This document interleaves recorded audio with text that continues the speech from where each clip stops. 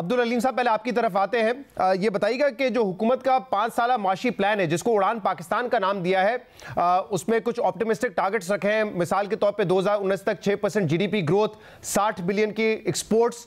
आपने भी इसको खुशाइन करार दिया, लेकिन कुछ तहफ़्फ़ुज़ात भी हैं और आपने खासतौर पर यह कहा है कि माजी में इस तरह के प्लान बनाए गए हैं लेकिन उस पर या तो इम्प्लीमेंटेशन नहीं होती या फिर इंटेंट नज़र नहीं आती।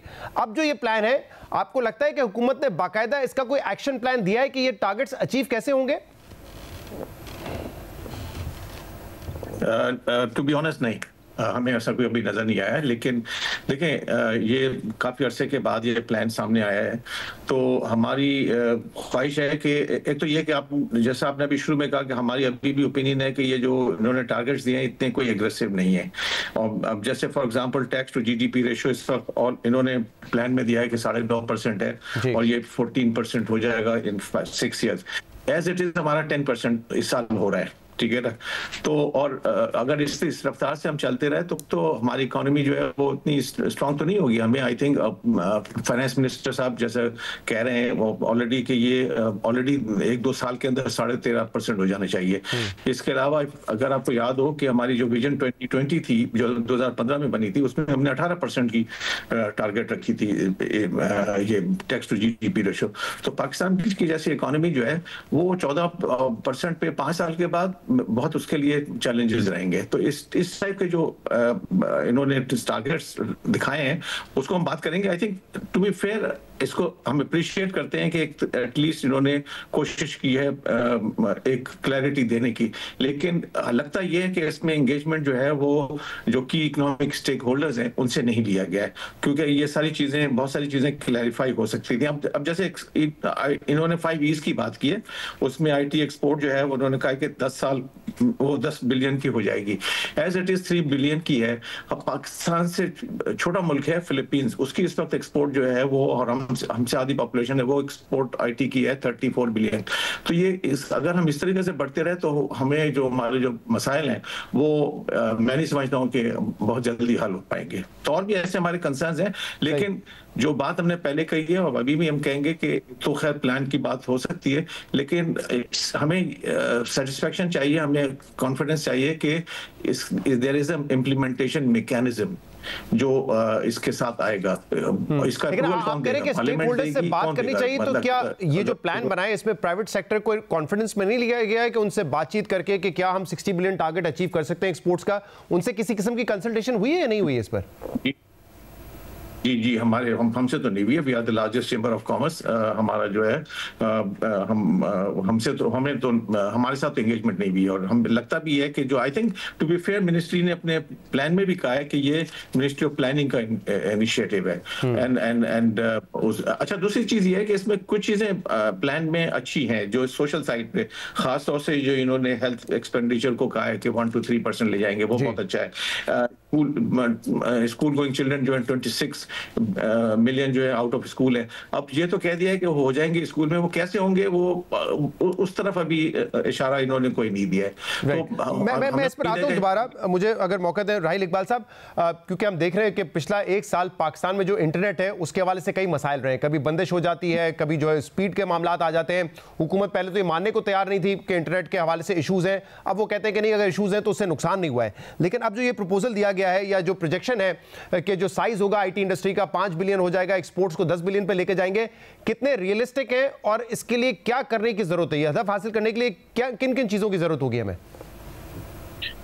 जी बहुत शुक्रिया जनाब अली। सबसे पहले तो देखें, इंपॉर्टेंट चीज़ ये है कि आप आईटी इंडस्ट्री पाकिस्तान में is a very prominent industry. इस वक्त 3.4 बिलियन डॉलर्स पे है एनुअल। और सर इसमें मोस्ट इंपॉर्टेंट चीज़ ये है कि 40% ना ग्रोथ रेट पे है हमारी पाकिस्तान की आईटी इंडस्ट्री। और अगर हम इसी ग्रोथ रेट पे रहते हैं तो आप ये देखें कि अगले 5 से 10 सालों में ना हम 10 से 14 बिलियन US डॉलर पे पहुँच सकते हैं, प्रोवाइडेड कि उसके पैरेलल में इंफ्रास्ट्रक्चर के और बाकी जो इश्यूज हैं वो पैरेलल में हल किए जाएं। तो इतनी फास्टेस्ट ग्रोइंग इंडस्ट्री है आईटी, और ओवरऑल ग्लोबली पाकिस्तान की जो पोजीशन है one of the fastest outsourcing IT market, तो वो एक पोजीशन हमारी पाकिस्तान की ओवरऑल आईटी इंडस्ट्री की बहुत इस वक्त क्रिटिकल और बहुत इंपॉर्टेंट बन चुकी है। और अगर हम इसी ग्रोथ रेट पे रहते हैं तो ये बेंचमार्क जो हम अचीव करेंगे, ये सर हिस्ट्री का पाकिस्तान की बहुत बड़ा एक बेंचमार्क होगा। तो ये टारगेट्स बिल्कुल ठीक है, लेकिन ये जो इंटरनेट के मसले मसाइल आ जाते हैं और उसकी वजह से देखें लॉसेस तो पाकिस्तान इंडस्ट्री को उसकी वजह से हुए हैं, लेकिन आप इंपॉर्टेंट चीज़ ये कंसिडर करें कि रेपुटेशन लॉसेस भी हैं, क्योंकि बाहर का मीडिया जो है वो इस तरह के हिकअप्स को बहुत सीरियसली लेता है। और जहाँ तक बात जब आती है कि भाई वो वीपीएन के इश्यूज़ के ऊपर, तो वो हमारे जो आईटी इंडस्ट्री के जो प्रोजेक्ट्स हैं, देखिए उनका वो कॉन्टेक्स्ट का हिस्सा होती है। तो ये भी हमने गवर्नमेंट से बात की भी, इसमें आप डेफिनेटली एक पैरेलल में एक सर्विस प्रोवाइडर्स की इंडस्ट्री बिल्कुल खड़ी होनी चाहिए, बिकॉज बाकी दुनिया में भी जो भी आईटी में ग्रोथ हुई है वो इन पैरामीटर्स को पूरा करके हुई है, इन सारे मेजर्स को सामने रखी हुई है।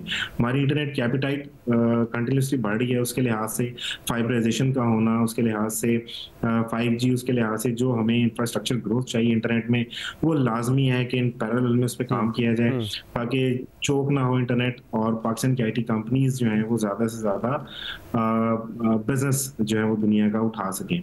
तो ये सर रियलिस्टिक है। आप वैसे ही समझते हैं कि अगर पाकिस्तान ने $60 बिलियन की एक्सपोर्ट्स अचीव करनी है तो इंडस्ट्री के मुकाबले में जो आईटी सेक्टर है वहां पे पेचीदगियां कम है, चैलेंजेस मौजूद है, लेकिन जैसे आप कह रहे हैं इंफ्रास्ट्रक्चर के, लेकिन फिर भी वहां पे ज्यादा आसान होगा कि फोकस करके आप अपने एक्सपोर्ट्स को बढ़ा सकें? जी सर बिल्कुल, देखिए मेन चीज़ तो इसमें आप देखें ना कि ह्यूमन रिसोर्स है, और अगर आप पाकिस्तान को देखें तो जैसे मैंने पोजीशन की बात की, तो पाकिस्तान इस वक्त क्योंकि बहुत ज़बरदस्त पोजीशन में इसलिए कि we are the largest youth population of the world. Sir 64% हमारी जो पॉपुलेशन है that is the under the age of 30, और गवर्नमेंट को भी पता है।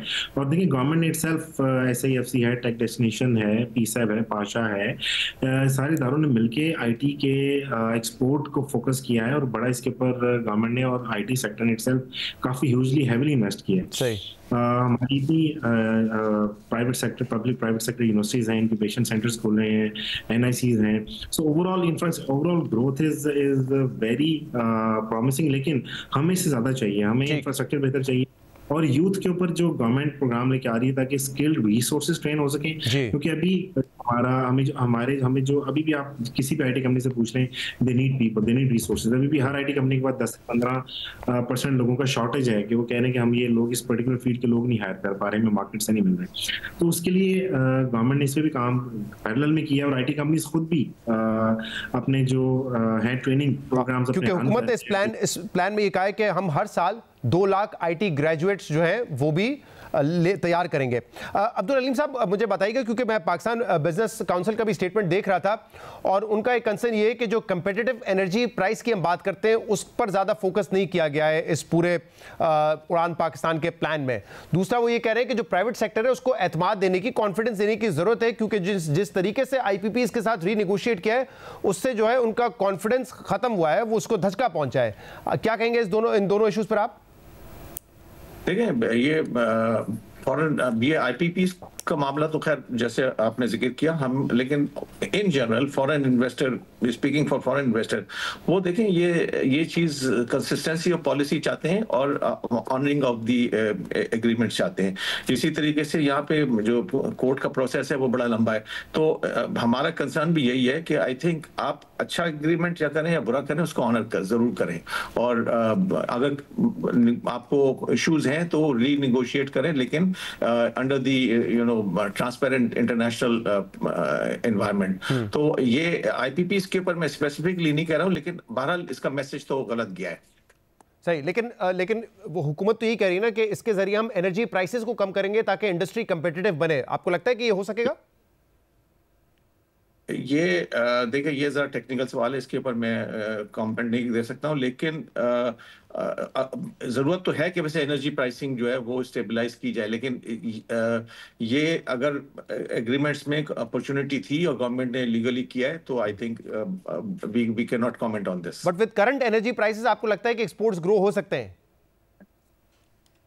देखिए, एफिशिएंसी बढ़ाने की जरूरत है। एक्सपोर्ट क्यों नहीं ग्रो हो सकती है? अगर हम अपनी यानी एफिशिएंसी बढ़ाएं जी। और प्रोडक्टिविटी बढ़ाएं तो क्यों नहीं हो सकती है? हम ये आपने अभी इंटरनेट की बात की, हम देखिए एक मिसाइल हम खड़े करते हैं, उसके बाद फिर दूसरी तरफ चले जाते हैं।